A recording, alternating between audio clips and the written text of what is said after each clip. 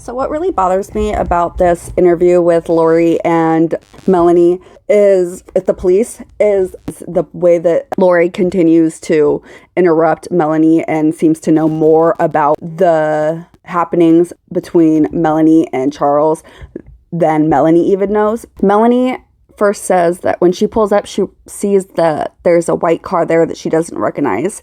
And then she sees a locksmith car, but she also then says she thought Lori was there, but she doesn't know why she didn't notice that Lori's car wasn't there. She noticed all the cars in the driveway. How would she miss the one car that she's expecting to see? It just makes no sense.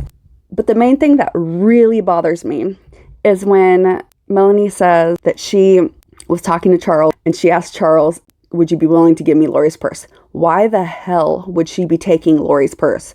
If she has not talked to Lori, she doesn't know where Lori is. She doesn't know how to get a hold of her. Why would you go to your friend's house where her husband's there, first of all, and immediately assume that he was the one texting you without any, prior context? You just walk in and say, oh, you must have been deceiving me. But then you suddenly know that he has her purse and you're going to take it.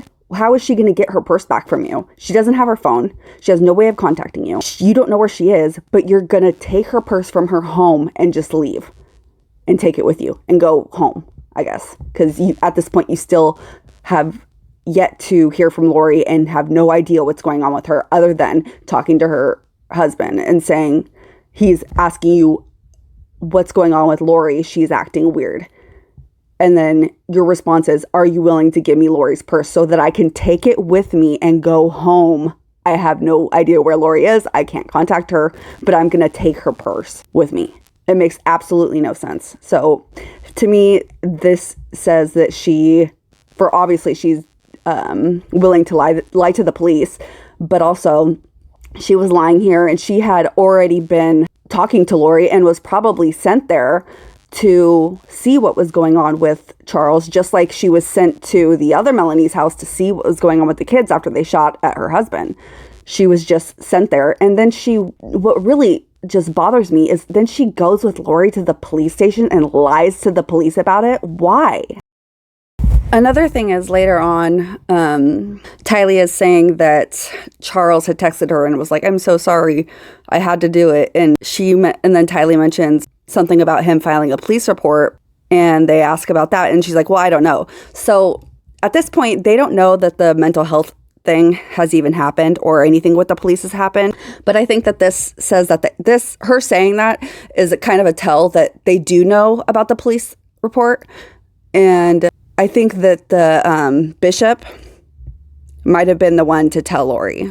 And the reason why I think this is because the way that the bishop answered the police's questions about the situation seemed like he was actually kind of trying to make the situation seem less dire than it really was. And that seems totally off because he was Charles's confidant. He was the one that Charles was using to try to get help. And then as soon as the police comes, all of a sudden this guy, I think is Gabe or something like that, he starts minimizing the whole situation. It's like, if you're here talking to the police and part of this whole situation, why are you minimizing it suddenly? And it just seems like maybe he was close with Lori.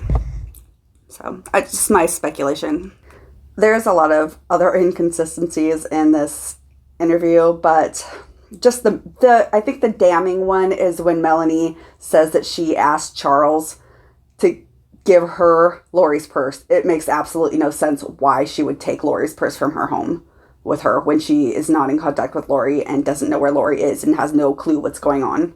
It's ridiculous to believe that. And actually, after she had said that, Lori goes in and says, well, no, he didn't ask you to take my purse. He said that he wanted me to meet up with him at somewhere, but he didn't ask you that. Like, how do you weren't there? Contacted. Yeah. I didn't know I could contact her. Nobody could contact me. I just went and bought a phone so I could have a little throwaway phone. So have you called him to ask him if he'd bring your stuff back? Well, he talked to her about it. So. And what was? Yeah, I said, would you be willing to give me the purse for Lori?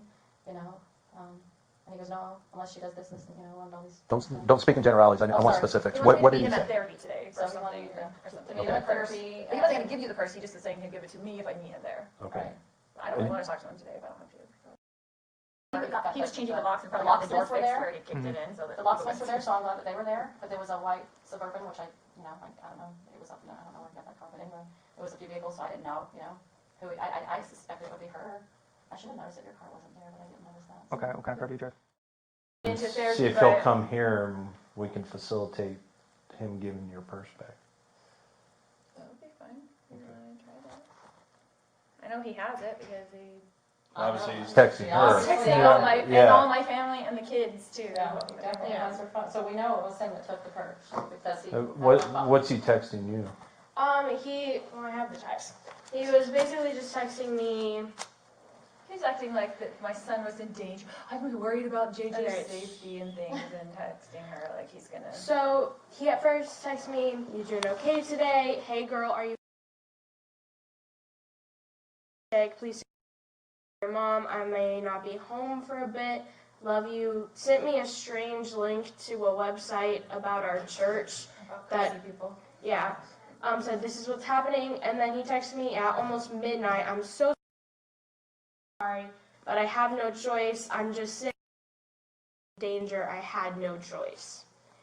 Which he didn't file a police report or anything as far as we know, so I'm just assuming he was trying to get a response, and then "I love you." He was, Police report about what? or I don't know, but he was acting like he did something. And then those text messages came from, do you have it entered as mom's phone or? No, that was from him. That's before That was from That's his before phone. He didn't take the yeah. purse until 8:30. This was last when I was night. at So school. that was from his Okay. mom. And he was sending word for word the same text to my cousin, like What's his name? Charles. What's his phone number?